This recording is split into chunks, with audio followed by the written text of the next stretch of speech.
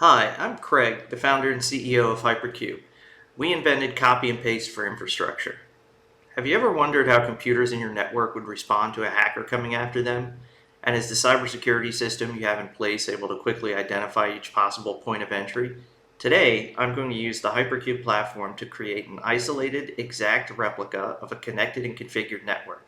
And then, within that environment, I'll demonstrate the two most common techniques hackers will use to identify targets within your network. First, let's create a risk-free environment using the HyperQube platform. This purple card is a network template. Once it's created and saved within the library, it never has to be built again. I can clone it. It takes approximately 15 seconds to do so, and deploy it. This green card is an exact duplicate of the template all the way down to the MAC addresses of the machines, which is important because one of the techniques I'm going to show requires knowing the MAC address ahead of time. Let's make this more realistic by adding internet access to the environment. The searchable list contains all the templates for all the machines that I can add to the environment. Powering on the infrastructure is as easy as pressing play. Now that the infrastructure is up and running, let's log into the machine we'll use to emulate the hacker.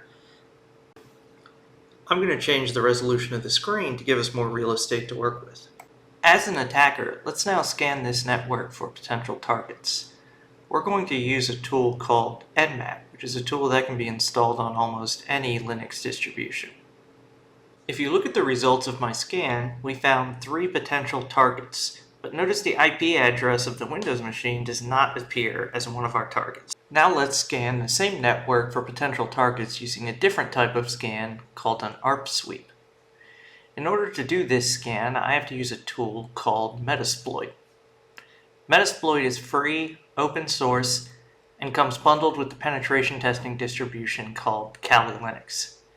Notice that this scan found a new target with the IP address of 192.168.1.106, which is the Windows machine. The 2 tests I performed indicate that it's never safe to assume your network is invisible to reconnaissance. It's a much better practice to assume that every machine on your network is a potential target, and you should frequently test how machines on your network will respond if and when a hacker targets them. To learn more about the HyperQube platform, email us at sales@hyperqube.io.